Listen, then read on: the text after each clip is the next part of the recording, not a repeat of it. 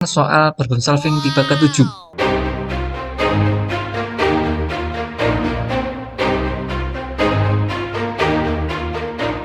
Salam sahabat kimia.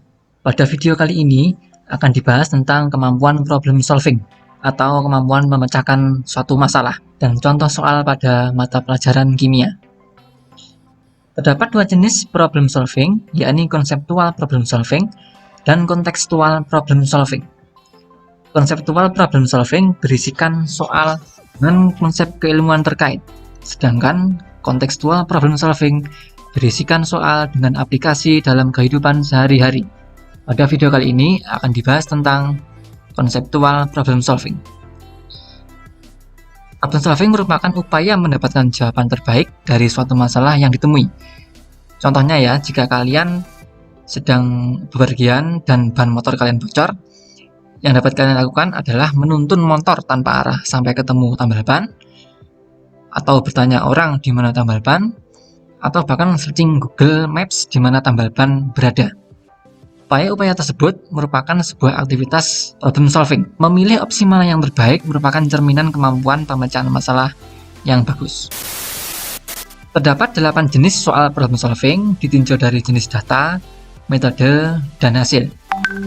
8 jenis problem solving didasari oleh pembagian Johnstone tahun 1993. Pada masing-masing tipe, terdapat skill khusus sebagai ciri-ciri utama soal tersebut. Contoh masing-masing tipe diberikan sebagai berikut. Tipe pertama adalah recall of algorithms atau mengingat kembali metode matematis. Contoh soalnya adalah sebagai berikut. Sampel udara memiliki volume 4 liter pada keadaan STP.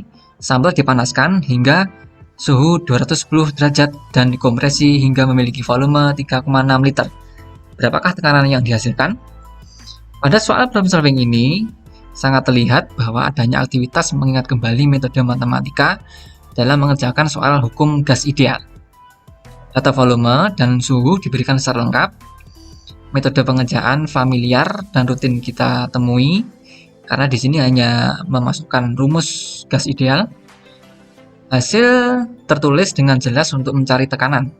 Artinya, dari given outcomes adalah jawaban yang diberikan bersifat single answer.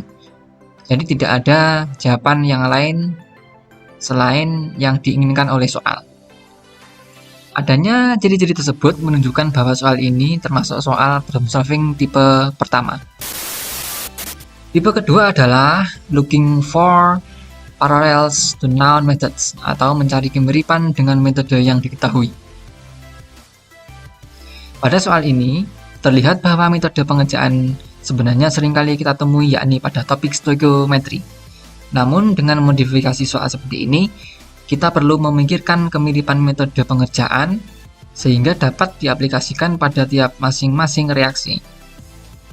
Data reaksi dan massa sampel diberikan secara lengkap, yakni adanya 0,635 gram sampel tembaga murni, kemudian ada 4 sampai 5 reaksi yang melibatkan tembaga.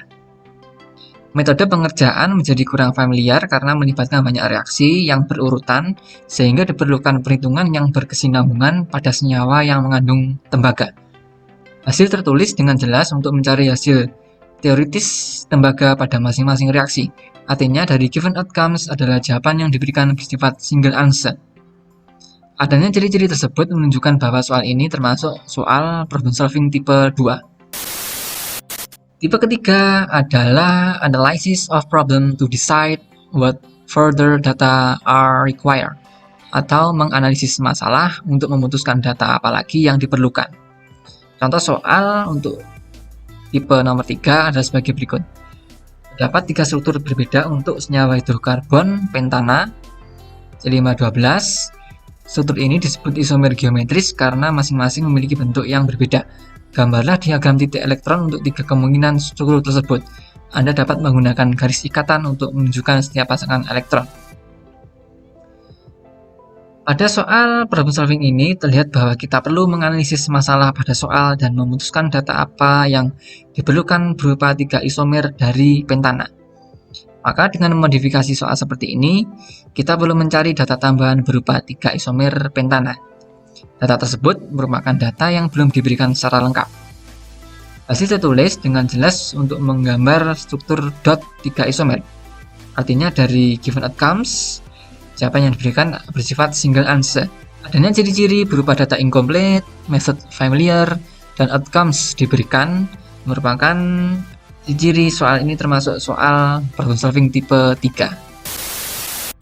Tipe keempat adalah weighing up possible methods and deciding on data required, atau menimbang kemungkinan metode dan memutuskan data yang diperlukan. Contoh soalnya adalah sebagai berikut. Berapa gram aluminium oksida yang dibutuhkan untuk menghasilkan 10 juta metrik ton? 1 metrik ton sama dengan 1000 kg aluminium tiap tahun menggunakan proses Hall-Héroult. Anggaplah hasil yang didapat 100%. Pada soal problem solving ini sangat terlihat bahwa adanya aktivitas menimbang kemungkinan pengerjaan dan memutuskan data apa yang kurang dari soal. Data massa diberikan namun ada data yang kurang adalah reaksi dari proses Hall-Héroult. Maka reaksi ini harus kita cari. Metode pengerjaan juga kurang familiar karena satuan yang diminta dalam juta metrik ton. Ini tidak familiar karena biasanya kita mencari dalam bentuk kilogram atau dalam bentuk mol. Kemudian hasil tertulis dengan jelas untuk mencari massa aluminium oksida yang dibutuhkan. Artinya dari given outcomes, jawaban yang diberikan bersifat single answer. Sehingga adanya ciri-ciri tersebut, adanya data yang incomplete, metode yang kurang familiar, dan outcomes yang diberikan, maka dapat disimpulkan bahwa soal ini masuk ke dalam tipe soal problem solving keempat. Tipe kelima adalah decision making about appropriate goals, exploration of knowledge networks, atau pengambilan keputusan tentang tujuan yang tepat, eksplorasi jaringan pengetahuan. Contoh soal adalah sebagai berikut. Ketika hidrogen dan klorin bergabung secara kimiawi, mereka membentuk hidrogen klorida atau HCl. Hidrogen klorida berupa gas pada suhu kamar dan menjadi cair jika didinginkan pada suhu minus 85 derajat. Berdasar bukti ini, apakah hidrogen klorida termasuk senyawa ionik atau kovalen? Jelaskan. Pada soal problem solving ini sangat terlihat bahwa adanya aktivitas membuat keputusan apakah HCl termasuk ionik atau kovalen berdasarkan jaringan informasi yang diberikan pada soal. Data fase dan suhu diberikan lengkap. Metode pengerjaan juga familiar karena mengaitkan sifat fisik dengan jenis senyawa itu sudah sering kita lakukan. Hasil yang diinginkan soal bersifat terbuka, yakni adanya pilihan senyawa ionik atau kovalen yang harus dijawab oleh siswa. Artinya dari open outcomes adalah jawaban yang diberikan bersifat terbuka, atau jawaban dapat bervariasi bergantung pada analisis dan informasi yang dipaparkan. Dengan adanya ciri-ciri data diberikan, given, method familiar, dan outcomes open atau terbuka, menunjukkan bahwa soal ini termasuk soal problem solving tipe kelima. Tipe keenam adalah decisions about goals and choices of appropriate methods, exploration of knowledge and technique networks, atau keputusan tentang tujuan dan pilihan metode yang sesuai, eksplorasi jaringan teknik dan pengetahuan. Soal adalah sebagai berikut. Seorang siswa membeli air suling, dia mengukur pH air tersebut dan menunjukkan pH 6,0. Dia kemudian mendidihkan air, mengisi wadah ke atas dengan air panas, dan menutupnya. Saat air berada pada suhu ruangan, pH-nya menjadi 7. Siswa itu menuangkan setengah dari air ke dalam satu wadah dan mengaduknya selama 5 menit. Dia meniupkan udara melalui sedotan ke dalam setengah sampel air lainnya. Dia mengukur pH sampel air dan ternyata menghasilkan pH sebesar 6,0 pada kedua sampel air. Tulislah ke dalam jurnal sains Anda yang menjelaskan rangkaian pengukuran pH ini. Pada soal problem solving ini sangat terlihat bahwa adanya aktivitas pengambilan keputusan dan metode dari hasil eksplorasi jaringan informasi yang diberikan pada soal. Jaringan informasi pada soal ini diberikan dalam soal cerita. Data berupa perlakuan terhadap air dan hasil pH-nya diberikan secara lengkap. Metode pengerjaannya kurang familiar karena membandingkan dua perilaku yang jarang kita temui dan mengaitkannya dengan pH. Perilaku tidak familiar tersebut yang terdapat pada soal adalah menuangkan setengah air mendidih, mengaduk, dan meniupkan udara melalui sedotan.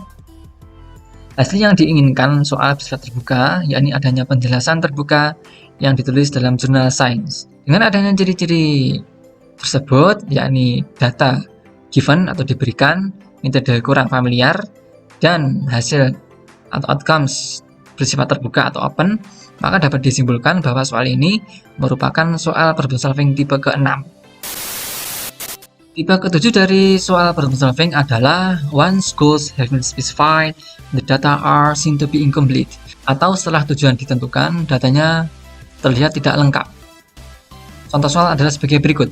Seorang penambang menemukan bongkahan yang memiliki warna emas.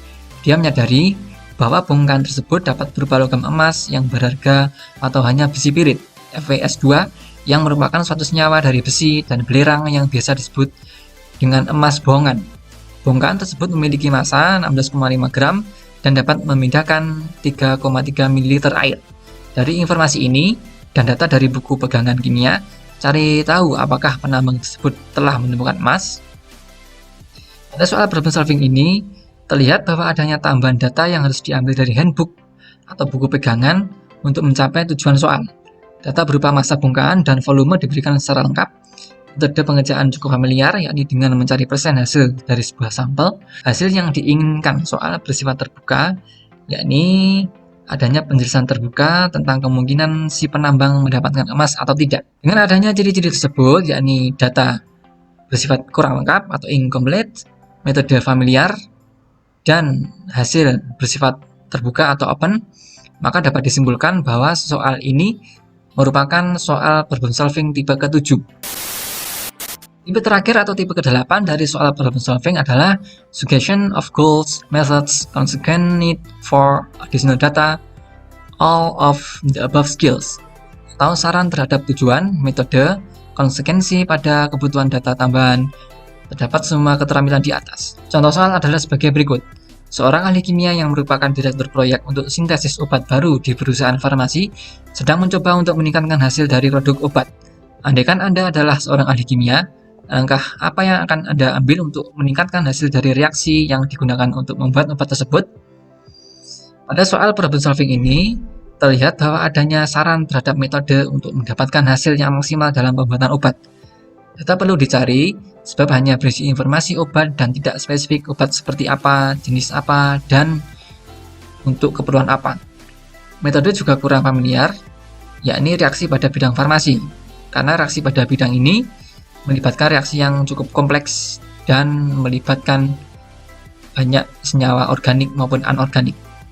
Hasil yang diinginkan soal bersifat terbuka, yakni adanya penjelasan terbuka tentang upaya metode memaksimalkan reaksi pembuatan obat. Dengan ciri-ciri tersebut, yakni data bersifat incomplete atau kurang lengkap, method unfamiliar, dan outcomes bersifat terbuka atau open, dapat disimpulkan bahwa soal ini termasuk soal problem solving tipe ke-8. Demikian 8 tipe soal problem solving berdasarkan pembagian dari Johnston.